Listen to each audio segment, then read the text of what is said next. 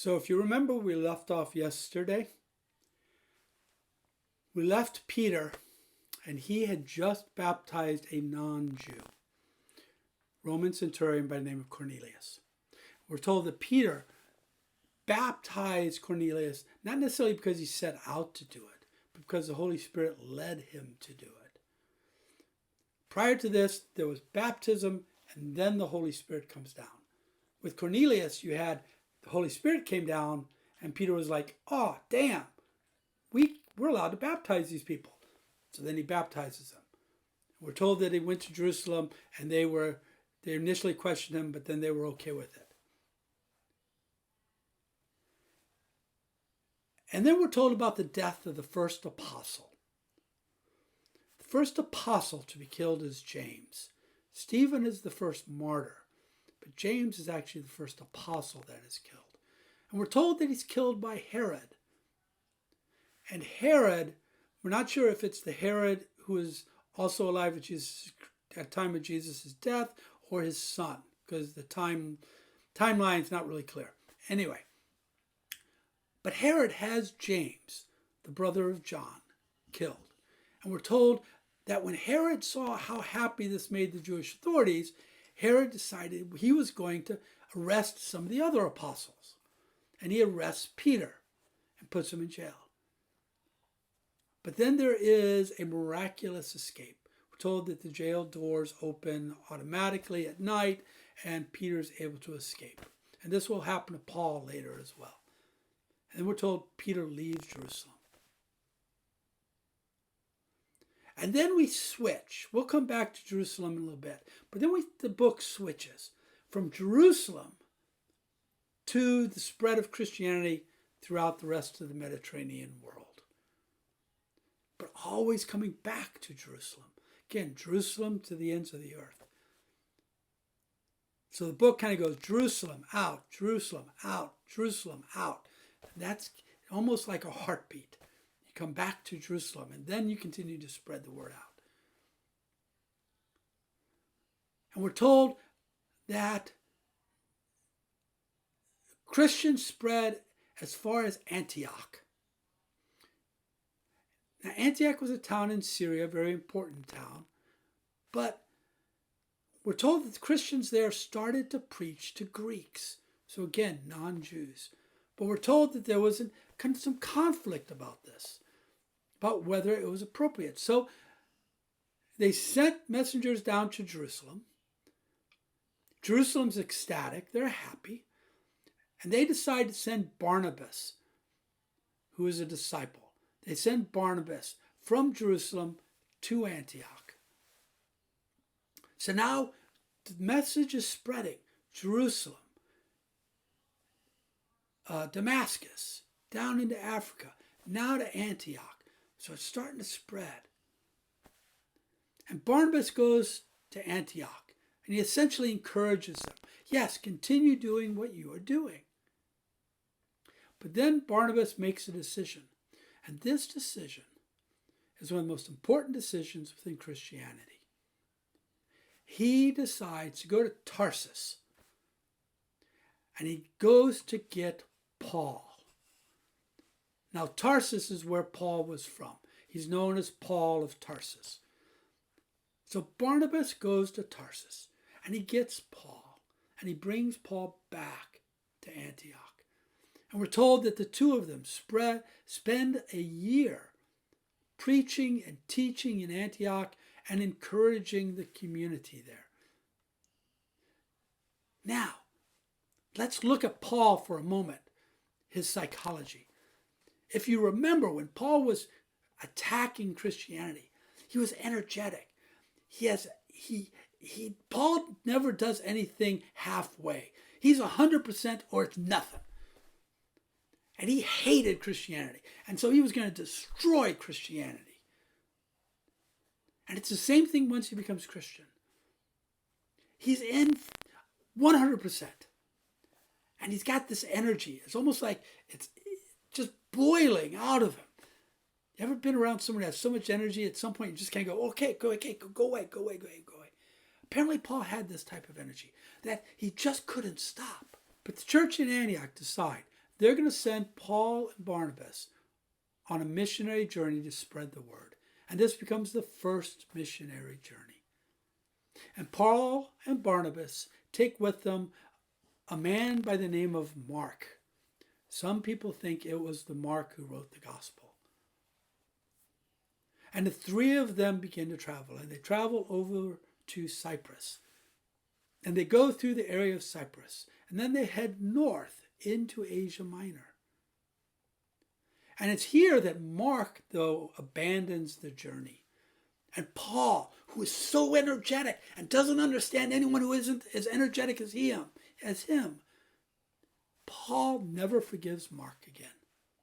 And later, when Barnabas wants to take Mark again, Paul says, no, he abandoned us the first time. We're not going to take him again. And it actually leads to a split between Paul and Barnabas. But here, Paul and Barnabas continue, and they go into the interior area of Asia Minor, into the area of what's called Pisidia and Iconium. And they have some interesting events. They have some interesting experiences. But they always go to the synagogue first. They always preach to the Jewish community within the area first. Remember, Jerusalem to the ends of the earth. So they preach within the synagogues. And it's only when the Jewish people reject the message that then they go to the Gentiles. But at one point, because they're able to do some cures, some of the people think that they must be Greek gods. So they want to sacrifice to them. And Paul and Barnabas are like, no, don't sacrifice to us. It's not us. We are not gods. So you have these things that happen that seem to indicate that maybe they weren't as clear in their message as they thought they were. But we're told that they are fairly successful. That they did make some converts and they come back to Antioch. And we're told that the Antiochian community is very excited and happy. But then something happens. Some people from Jerusalem come down from Jerusalem to Antioch. And we're told that they start telling the people, in order to be Christian, you have to be circumcised and you have to follow all the Jewish laws. Now remember, circumcision was the preeminent sign of Judaism and their loyalty to the covenant. Now Paul and Barnabas were saying, no, that's not necessary. And we're told that there begins a debate in Antioch. And so Antioch decides, we're going to go to Jerusalem and we'll ask the elders in Jerusalem. We'll ask the apostles what their opinion is. And they do. They send Paul and Barnabas down to Jerusalem. Up to Jerusalem. And this becomes a very important event.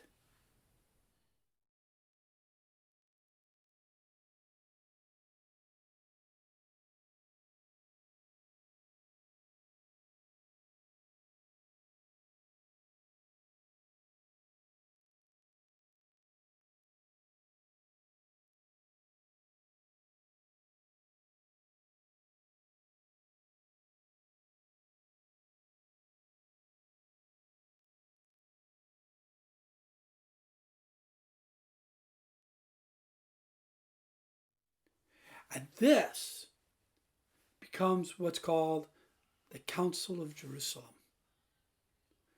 This is the first church council, the Council of Jerusalem. And it sets the tone for all church councils to follow up until Vatican II, which happened in 1970-ish, 1964-68. What they do is they gather all the elders together.